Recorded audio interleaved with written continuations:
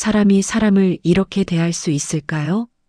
사돈에게 저는 언제나 공짜로 부려먹을 수 있는 일꾼이었습니다. 뭔가 부탁할 일이 생기면 제일 먼저 떠올리는 게 저였어요. 사돈 어른, 이것 좀 부탁드려도 될까요? 하면서 말이지요. 30년 동안 시루 앞에서 김을 뒤집어 쓰며 떡을 빚었습니다. 새벽 5시면 어김없이 일어나서 불을 지피고 쌀을 불리고 콩을 삶았어요. 손마디가 갈라져 피가 나도 꾹 참고 찾아주는 모든 분들을 위해 정성을 다했습니다. 하지만 사돈에게 돌아오는 건 고마움이 아니었습니다. 부탁이라는 이름의 끝없는 요구뿐이었습니다. 처음엔 작은 일이었어요. 사돈 어른, 우리 둘째 돌잔치 떡 좀 부탁드려요. 이런 식으로 시작됐는데 시간이 지나면서 점점 당연하다는 듯이 말하더라고요. 호구처럼 살지 않겠다. 그 말이 목구멍까지 차올라 있었습니다. 하지만 차마 내뱉지는 못했어요. 가족이니까 사돈이니까 하면서 꾹꾹 눌러 담았습니다. 그런데 그날 사돈 말순 씨가 떡집 문을 열고 들어왔습니다. 평소와 다른 점이 있다면 얼굴에 묘한 미소를 띠고 있었다는 거였어요. 뭔가 좋은 일이 생겼을 때 짓는 그런 표정이었습니다. 사돈 어른, 안녕하세요. 어머, 사돈. 무슨 일로 이렇게 일찍? 아, 그게요. 좋은 소식이 있어서 왔어요. 우리 민지 있잖아요. 민지. 사돈 댁의 셋째 딸을 말하는 거였어요. 민지가 왜요? 그 애가 말이에요. 떡을 배우고 싶어 한다지 뭐예요. 요즘 젊은 애들이 그런 전통 음식에 관심이 많잖아요. 그 말투는 부탁이라기보다는 이미 정해놓은 결정을 통보하는 듯 했습니다. 마치 제가 거절할 수 없다는 걸 당연히 아는 사람처럼. 저는 의아했습니다. 우리 사이가 그리 가까운 편도 아닌데 왜 굳이 나를 찾을까? 요즘 젊은 사람들이 떡에 관심 갖는 일도 드물었으니까요. 그게 민지 씨가 정말 진심으로 배우고 싶어 하는 거예요? 그럼요. 아주 간절해해요. 제대로 된 고수한테 배우고 싶다잖아요. 말순 씨는 제 눈치를 살피기는커녕 오히려 대단한 선심이라도 쓰는 듯한 표정이었습니다. 그 염치 없는 태도에 속이 서늘해졌습니다. 그럼 언제부터 오고 싶어 해요? 내일부터라도 가능하면 너무 급하게 부탁드리는 건 아닌지 모르겠네요. 저는 잠깐 고민했습니다. 떡집 일이 만만한 게 아니거든요. 새벽부터 시작해서 저녁까지 하루 종일 서 있어야 하고 뜨거운 김과 무거운 시루를 감당해야 해요. 젊은 여자가 버틸 수 있을까 싶었습니다. 일주일 정도 해보고 결정하자고 하세요. 생각보다 힘든 일이거든요. 고마워요. 사돈 어른, 민지가 얼마나 좋아할지 몰라요. 사돈이 환하게 웃으며 손을 꼭 잡았습니다. 그 웃음은 고마움보다는 무언가를 해냈다는 안도감처럼 보였습니다. 그 순간 마음 한편이 묘하게 불편했습니다. 마치 이미 짜인 판에 내가 끌려 들어가는 기분이었죠. 뭔가 놓치고 있는 게 분명히 있다는 생각이 스쳤습니다. 하지만 저는 그 기분을 깊이 새기지 못한 채 그대로 넘기고 말았습니다. 그 일이 훗날 어떤 결과로 이어질지 그때는 알지 못했습니다. 다음 날 이른 아침 차가운 물속에서 떡살을 씻고 있는데 가게 앞 풍경이 다시 울렸어요. 시계를 보니 아직 6시 반이었습니다. 문을 열어보니 사돈이 젊은 여자와 함께 서 있었습니다. 사돈 어른, 안녕하세요. 우리 민지예요. 지난번 결혼식 때 뵀었잖아요. 민지는 정중하게 허리를 굽혀 인사했습니다. 깔끔한 차림에 밝은 미소를 지었어요. 아, 민지 씨. 일찍 오셨네요.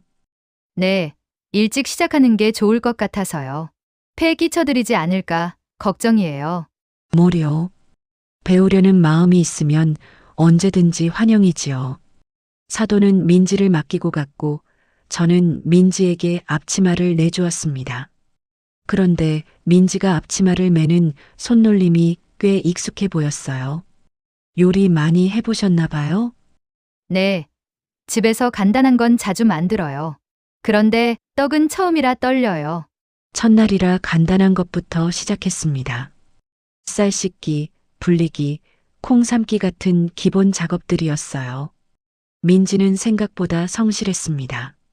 중간에 힘들다고 하거나 쉬자고 하지도 않았어요. 이렇게 하는 거예요? 맞아요. 그런데 물이 좀 더 차가워야 해요. 쌀이 너무 빨리 불면 떡이 질어져요. 온도도 중요하네요. 민지는 제가 하는 말을 하나하나 꼼꼼히 메모했습니다. 겉으로 보기엔 흠잡을 데가 없었지만 어쩐지 그 미소가 조금은 계산적이라는 생각이 스쳤습니다. 순간적인 착각일지도 몰랐지만 제 마음 한구석은 여전히 편치 않았습니다. 일주일이 지나자 민지는 기본 작업은 혼자서도 할 수 있게 됐습니다. 그제서야 저는 본격적으로 떡 빚는 법을 가르치기 시작했지요. 처음엔 조심스러웠던 민지도 점점 손놀림이 익숙해졌습니다. 그런데 시간이 흐르면서 민지가 던지는 질문이 달라지기 시작했습니다. 처음에는 떡의 농도나 찌는 시간 같은 기술적인 것들을 물어봤는데 나중에는 다른 것들을 궁금해했어요. 이 떡은 며칠 정도 보관이 가능해요? 실온에서는 하루, 냉장고에 넣으면 사흘 정도는 괜찮아요. 포장은 어떻게 하시는 거예요? 그냥 비닐봉지에 넣어드리고 선물용일 때는 예쁜 상자에 담아드려요. 민지는 포장 방법까지 자세히 물어봤습니다. 그리고 며칠 뒤에는 아예 포장지를 가져와서 연습해봐도 되냐고 했어요. 순간 단순히 배우는 것 이상의 목적이 있는 것 같았지만 저는 대수롭지 않게 넘겼습니다. 열심히 하는 게 나쁠 건 없으니까요. 그런데 그 선택이 훗날 어떤 결과를 불러올지는 그땐 알지 못했습니다. 그날 밤 남편에게 무심코 얘기했습니다. 여보, 민지 그 애가 떡 배우러 온 지 한 달 됐어. 어때? 잘하나? 그건 잘해. 근데 자꾸 이상한 걸 물어봐. 떡 만드는 것보다 장사 얘기를 더 많이 하는 것 같아. 남편이 고개를 끄덕였습니다. 그럴 수도 있지. 젊은 애가 궁금한 게 많겠지. 그래도 뭔가 깨름칙해. 그날 밤 잠자리에 들면서도 마음이 편하지 않았습니다.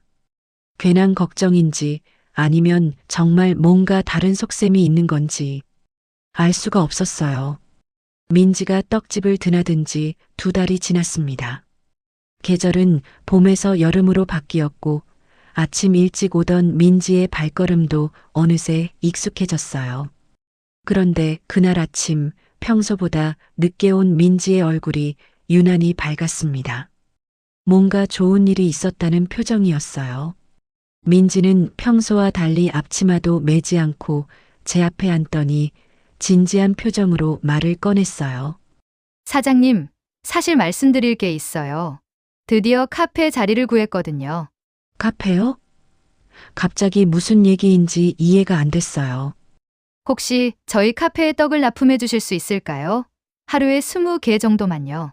순간 당황스러웠습니다. 그동안 민지가 떡 배우러 온다고 해서 열심히 가르쳤는데 알고 보니 카페 장사를 위해서였다니요. 죄송해요. 사실 처음부터 확신이 없었어요. 카페 자리도 구할 수 있을지 모르겠고 계획이 제대로 될지도. 그래서 섣불리 말씀드리기가 어려웠거든요. 디저트로 떡도 팔 생각인데 손님들한테 떡에 대해 제대로 설명할 수 있어야 하잖아요. 민지의 설명을 들으니 어느 정도 이해는 됐지만 뭔가 속은 기분은 지워지지 않았어요. 하지만 사실 나쁘지 않은 제안이었어요. 요즘 떡집 손님들이 예전만 못했거든요. 조건이 있어요.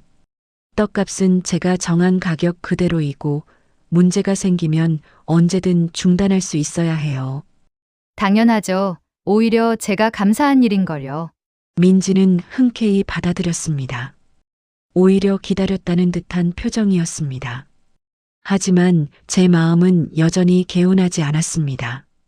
뭔가 놓치고 있는 게 있는 것 같았어요. 납품 첫날이 다가왔습니다. 민지가 정한 시간은 오전 8시였어요. 카페가 9시에 문을 여니까 미리 받아가겠다는 거였습니다. 그런데 순자 언니는 9시에 출근하거든요. 결국 혼자서 민지 것까지 챙겨야 했어요. 떡을 포장하는데 민지가 유심히 지켜봤어요. 포장지부터 리본 매는 방법까지 하나하나 놓치지 않고 봤습니다. 민지가 카페가 문을 연 지 일주일이 지났을 때였어요.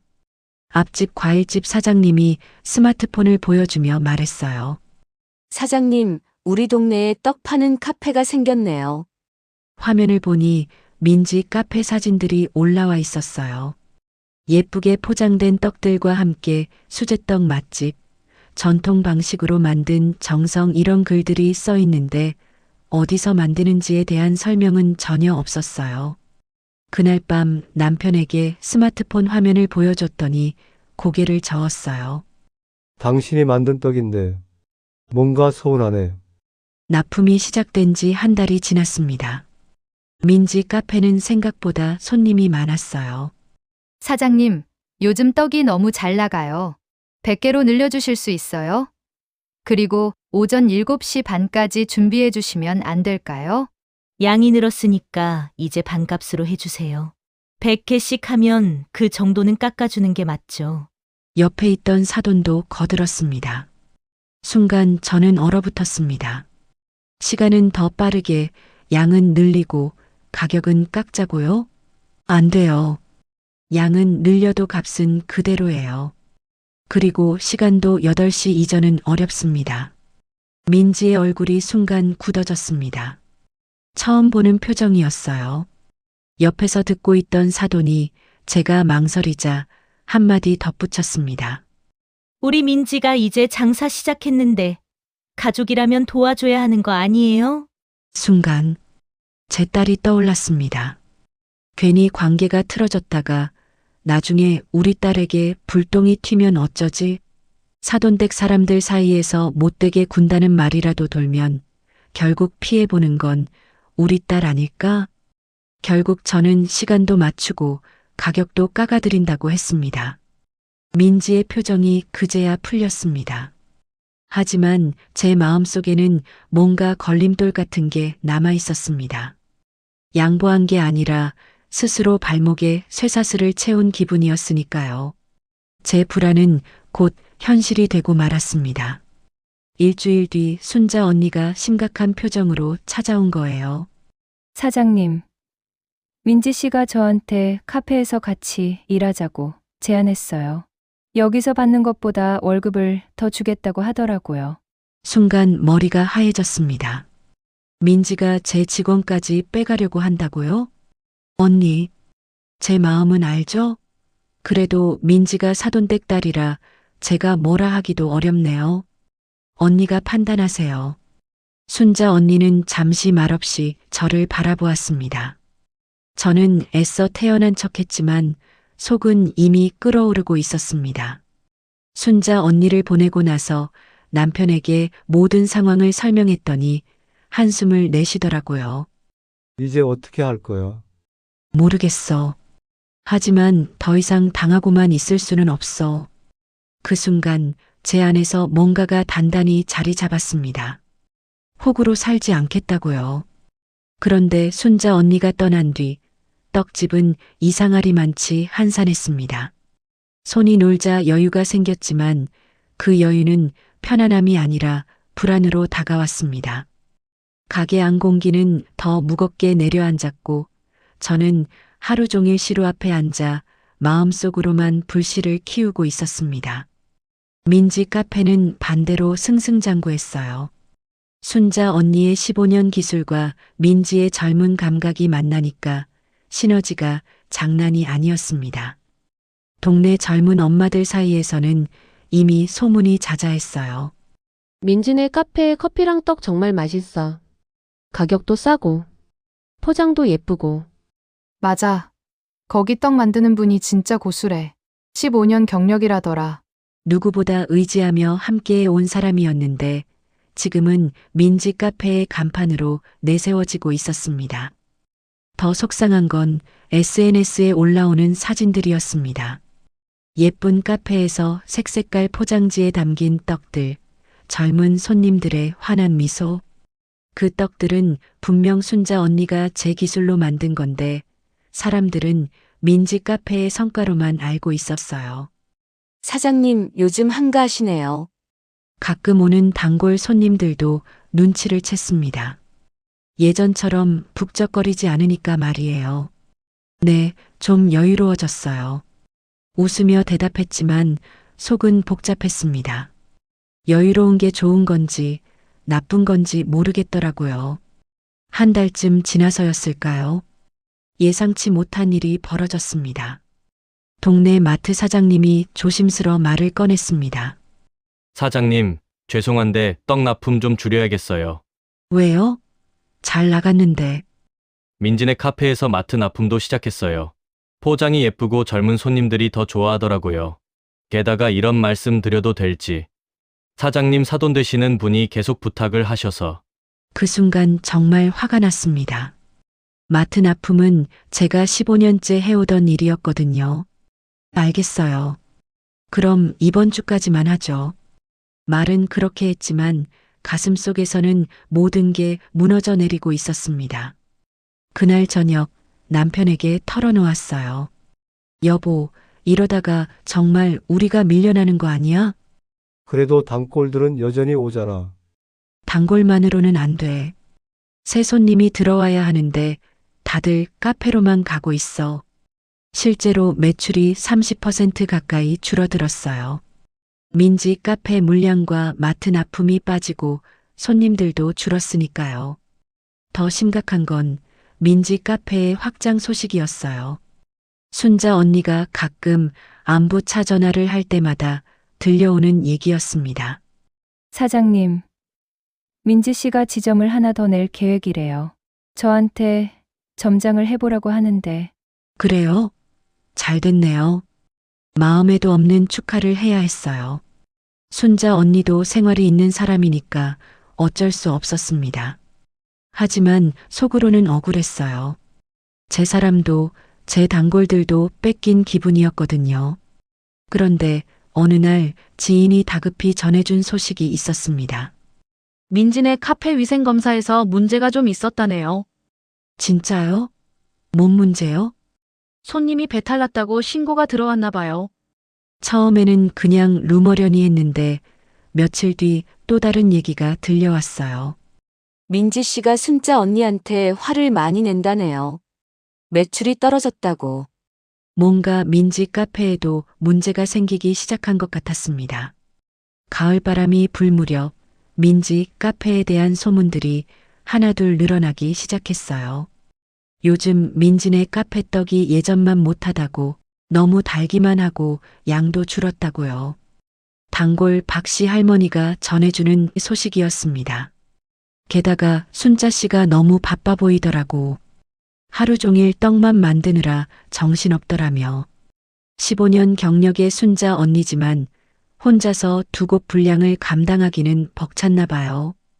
게다가 민지가 무리한 확장을 추진하면서 품질 관리가 소홀해진 것 같았습니다. 결정적인 사건은 한 달 뒤에 일어났어요. 민지가 갑자기 떡집으로 찾아온 거였습니다. 몇 달 만에 보는 민지의 모습은 예전과 달랐어요. 화장도 진하게 했고 옷차림도 화려했는데 표정은 어두웠습니다. 사장님, 혹시 최근에 순자 언니한테 연락이 온 적이 있나요? 왜요? 무슨 일 있어요? 갑자기 카페 일을 그만둔다고 하더니 지금은 연락이 닿질 않아요. 저는 순간 멍해졌습니다. 순자 언니가 이렇게 갑자기 자리를 비우다니. 평소 성실하던 언니답지 않아 더 이상하게 느껴졌습니다. 떡 주문은 계속 들어오는데 만들 사람이 없어서. 민지의 목소리가 다급했습니다. 그제서야 상황이 이해됐어요. 순자 언니 없이는 민지 카페가 제대로 굴러가지 않는다는 걸. 혹시 사장님이 임시로라도 도와주실 수 있을까요? 정말 급해요. 글쎄요. 저도 제 일이 있어서 사실 요즘 한가했지만 굳이 민지를 도와줄 이유는 없었어요. 돈은 많이 드릴게요. 하루에 20만 원씩. 20만 원이면 적지 않은 돈이었어요. 그러나 이미 여러 차례 당한 뒤로 받아들일 순 없었습니다. 그런데 순자 언니가 왜 갑자기 그만뒀어요? 민지의 얼굴이 순간 굳어졌습니다. 그게 좀 개인적인 일이 있다고 하더라고요. 거짓말 같았어요. 순자 언니라면 개인적인 일이 있어도 미리 말하고 정리했을 텐데 갑자기 사라진다는 건 말이 안 됐습니다. 납품 거절을 하자 민지는 더 말을 잇지 못하고 굳은 얼굴로 가게를 나섰습니다. 저는 한참 동안 시로 앞에 앉아 마음이 복잡했습니다. 순자 언니가 왜 떠났는지, 민지의 말이 왜 그렇게 허술하게만 들렸는지 자꾸만 걸렸습니다.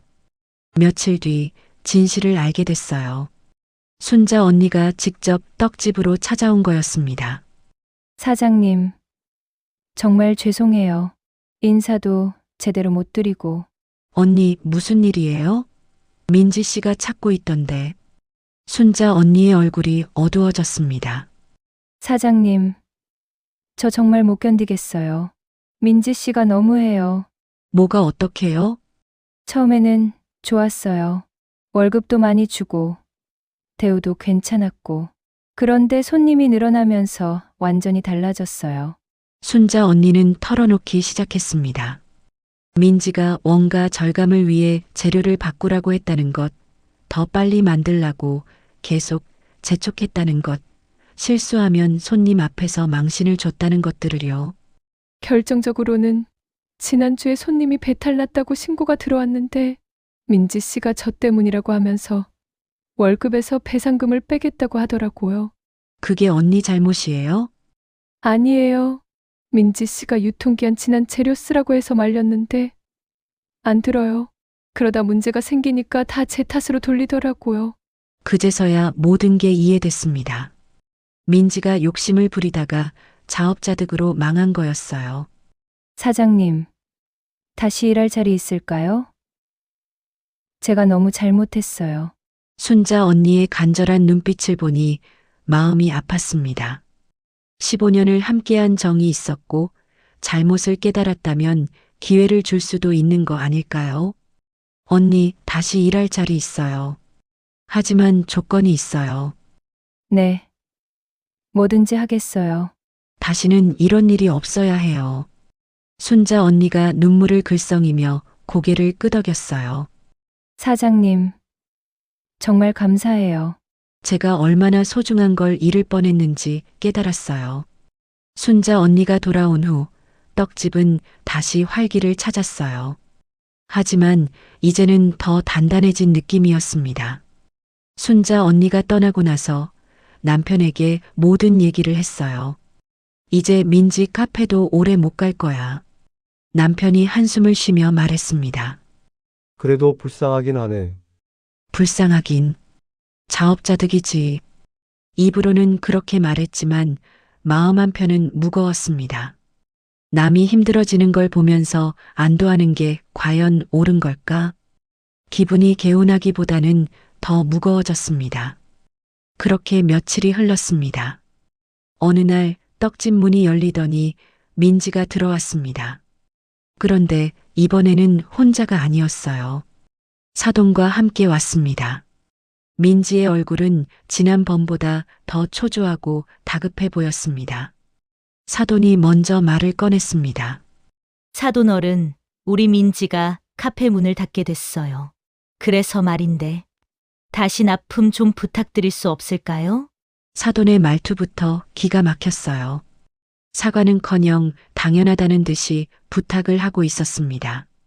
민지가 90도로 허리를 굽혀 인사하더니 떨리는 목소리로 말했어요. 사장님, 조건은 사장님이 원하시는 대로 다 맞춰드릴게요. 이제 와서 조건을 맞춰주겠다니. 늦어도 한참 늦었습니다. 민지는 두툼한 봉투를 꺼내 제 앞에 내려놓았습니다. 그동안 사용료와 할인 차익이에요. 정말 죄송해요. 봉투 안에는 170만 원의 현금이 들어 있었어요. 돈은 고마운데 납품은 어려울 것 같아요. 그러자 사돈이 갑자기 목소리를 높였어요. 사돈어른, 그럼 안 되죠. 우리가 이렇게까지 하는데. 가족이 가족을 이렇게 뒤통수 쳐요? 가관도 이런 가관이 없었습니다. 누가 누구 뒤통수를 쳤는데 오히려 저한테 화를 내다니요. 저는 천천히 앞치마를 벗었어요. 그리고 지금까지 참고 있던 말을 다 쏟아냈습니다. 가족? 30년 동안 제가 빚은 떡을 가져다가 자기 이름 붙여 팔면서 가족이라고 하세요? 제 직원, 제 거래처 빼가고 심지어 유통기한 지난 재료로 떡 만들어서 손님 배탈 나게 한 것도 가족이라서 괜찮다는 거예요? 민지와 말순 씨의 얼굴이 새하얘졌어요.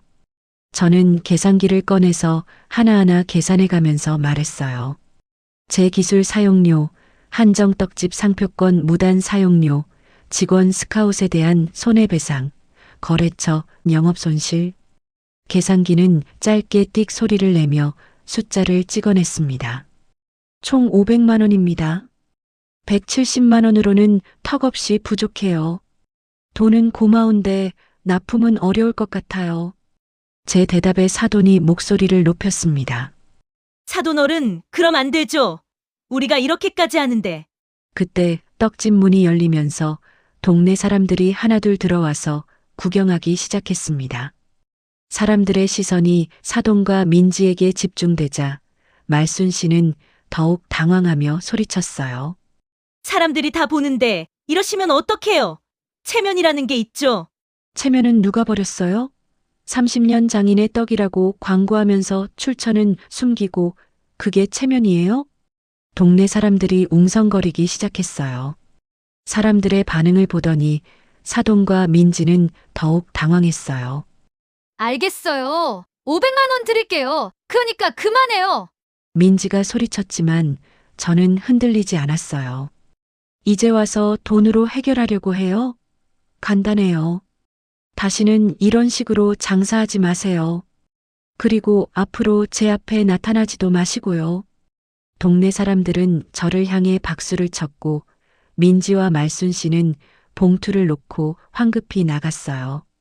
그 모습을 보면서 속은 시원했지만 한편으로는 복잡한 마음도 들었습니다. 말순 씨는 그래도 사돈이고 민지도 결국 젊은 사람인데 그렇지만 제가 겪은 세월을 생각하면 이 정도는 반드시 필요했습니다. 적어도 이제 더는 호구처럼 살지는 않을 테니까요. 민지가 돈을 놓고 간 그날 저녁 남편에게 처음으로 속이 시원하다고 말했어요. 그런데 진짜 반전은 그 다음부터였습니다. 민지 카페 망한 소식이 동네에 퍼지면서 하나둘 제 떡집을 찾기 시작하냈습니다. 특히 젊은 엄마들이 몰려들기 시작했는데 이유가 있었습니다. 민지 카페가 한창 잘 나갈 때 예쁜 포장과 아기자기한 홍보 덕분에 떡이 젊은 세대도 즐기는 간식으로 새롭게 자리 잡았습니다. 그 덕에 평소라면 떡집 문턱을 넘지 않았을 젊은 층까지 떡에 관심을 갖게 된 것이었죠. 순자 언니와 함께 일하니까 예전보다 더 체계적으로 운영할 수 있었어요. 순자 언니도 한번 실수를 겪고 나서 더욱 열심히 했습니다. 사장님, 제가 정말 바보였어요. 이런 좋은 일터를 버리고. 이제 알았으면 됐어요. 우리 함께 열심히 해요. 순자 언니의 눈빛에는 진심이 담겨 있었고 저는 오랜만에 든든한 동료를 얻은 기분이었습니다. 그날 저녁 시루에서 피어오르는 김이 가게 안을 가득 메웠습니다. 그 김 속에서 저는 깨달았습니다. 이제 더 이상 누군가의 호구가 아니라 내 떡집의 주인, 내 인생의 주인이라는 거요.